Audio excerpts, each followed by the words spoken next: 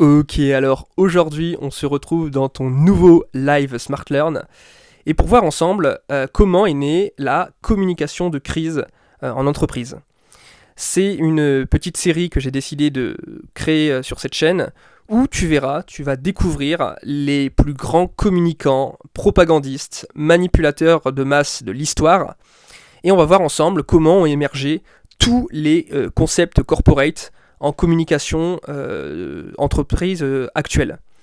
Voilà pour ça, et pour ce premier épisode, on va s'attaquer à Ivy Lee, qui est vraiment le père fondateur de la propagande. En attendant, si ça n'est pas déjà fait, sache que tu peux à la fois t'abonner sur cette chaîne pour recevoir quotidiennement tes lives, mes meilleurs plans sur la communication pharmaceutique, et puis aussi accéder à mon canal Telegram privé. Le lien se trouve dans la description et c'est totalement gratuit pour avoir accès aux meilleurs plans réservés à mes abonnés les plus fidèles. On y va, bref, pour ce premier épisode avec le fameux Ivy Lee, ou Poisoned Ivy comme on l'appelait à l'époque. Pourquoi Poison Ivy ? Parce que c'est un mec qui est considéré comme le poison de l'opinion publique. Je m'explique, donc notre histoire commence aux États-Unis lors de la seconde révolution industrielle. C'est, si tu ne connais pas vraiment l'essor des trains, de l'électricité, de l'acier, du pétrole, toutes ces innovations majeures qui vont faire des États-Unis un grand leader industriel et qui vont créer les premiers grands géants capitalistes, les premiers grands patrons, que sont, admettons, si tu connais, Rockefeller pour le pétrole, Vanderbilt pour les trains, Andrew Carnegie pour l'acier, JP Morgan pour les banques, ou encore, par exemple, Henry Ford pour les automobiles.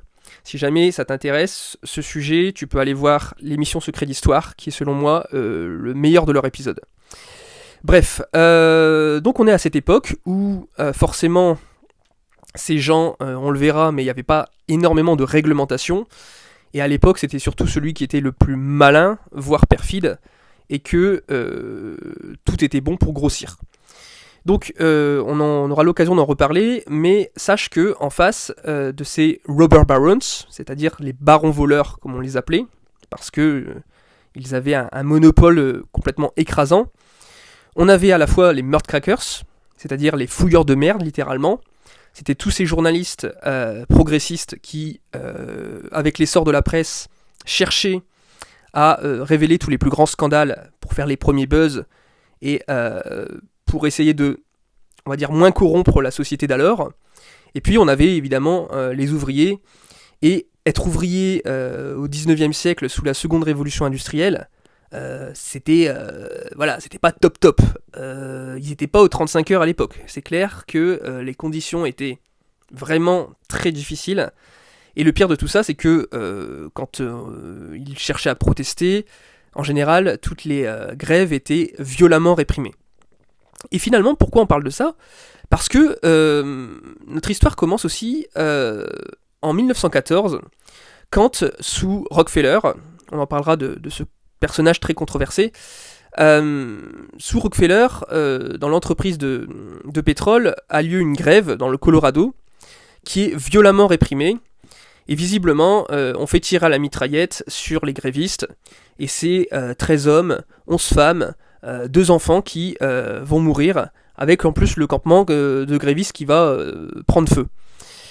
Donc forcément, à l'époque, la mondialisation commence déjà à s'accélérer et les nouvelles vont plus vite. On a vraiment un premier grand scandale sur les épaules. On décide donc de faire appel à un inconnu qui s'appelle Ivy Lee.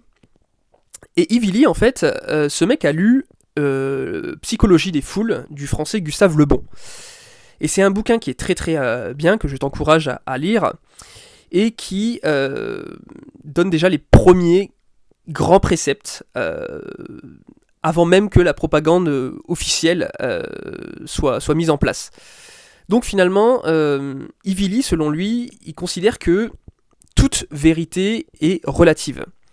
Il va même jusqu'à témoigner de l'affaire sa seule obligation morale, en fait, c'est de simplement préciser au nom de qui il s'exprime. Parce que la vérité, finalement, on a tous notre vérité, et surtout à l'époque où ça arrange bien, parce que on n'a pas encore de preuves avec des vidéos officielles. Donc voilà, il n'y a pas de faits. Lorsqu'il n'y a pas de faits, il n'y a que des interprétations, si tu veux. Donc voilà pour Ivily, comment il va faire son compte pour tirer ses clients de la mémerde. Il va déformer le point de vue de la presse locale. Il va monter un peu les ouvriers les uns contre les autres, en commençant par dépeindre le salaire des syndicalistes de l'époque qui était plus élevé. Il va faire passer la meneuse de grève, Mother Jones, qui était une grand-mère de 82 ans, pour une prostituée, pour une proxénète. Ça va complètement la décrédibiliser. Et il va aller jusqu'à préciser que ce sont les syndicalistes qui ont payé des mercenaires pour aller tirer sur la foule et qui eux-mêmes ont mis le feu à leur campement. Donc voilà comment on arrive à retourner la colère de l'opinion publique contre finalement au profit de l'entreprise. Alors c'est vraiment le premier coup, et ça te précise à quel point tu vois, certaines techniques peuvent être plus ou moins perfides, plus ou moins puissantes. Mais ce qui va vraiment faire la renommée d'Ivily, ça va être un déraillement de train. Donc on est en 1906, près d'Atlantic City, et un train qui déboule de New York va venir dérailler et tomber d'un pont, provoquant ainsi la noyade de 53 passagers. Comble de l'ironie, le pont en lui-même venait d'être inauguré le jour même, et puis surtout, ça tombe très mal parce que à l'époque, les compagnies ferroviaires n'avaient pas une super bonne presse. On blâmait leurs tarifs qui étaient très élevés pour des services qui étaient vraiment pas top. Et puis justement, c'était déjà quelques petits incidents qui devenaient de plus en plus fréquents.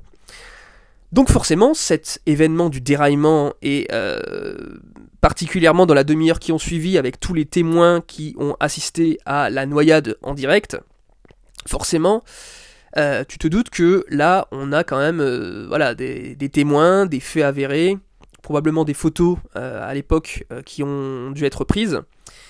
Et donc, que va faire Ivily ? Il va expliquer aux industriels qu'il faut changer leur méthode.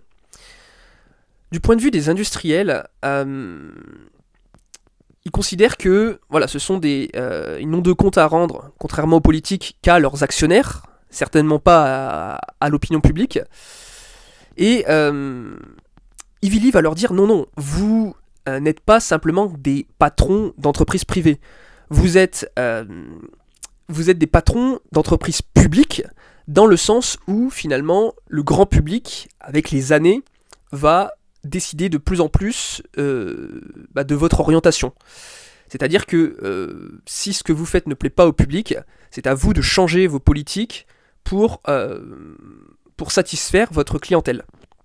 Donc c'était déjà un grand visionnaire à l'époque.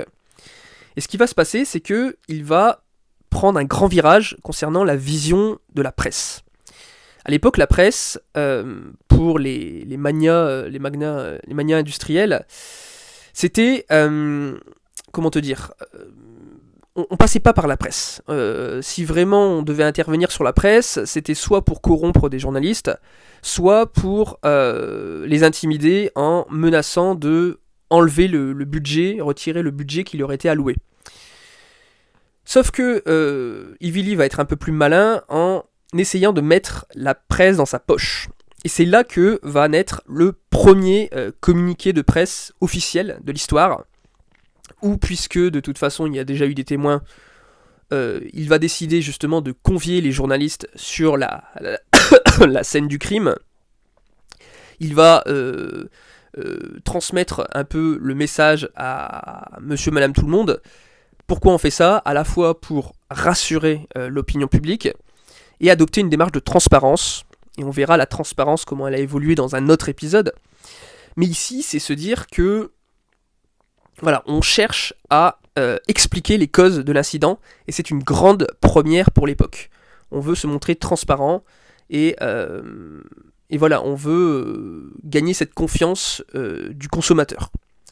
Voilà pour ce fameux déraillement, c'est l'essor de la communication de crise que l'on va connaître dans les années qui suivront, avec de plus en plus de perfectionnement.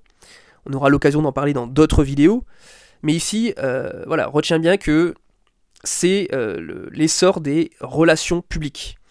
Ivili lui-même se dépeint comme un docteur en publicité, un conseiller en relations publiques, et c'est ainsi que lui va, de son côté, créer sa première agence de publicité à New York, et justement, toujours dans cette logique de mettre la presse dans sa poche, va communiquer régulièrement à la presse sa déclaration de principe, qui sera vraiment la base de toutes les clauses, la définition des relations publiques. Voilà, j'espère que cet épisode t'a plu, et je te retrouve dans le prochain épisode.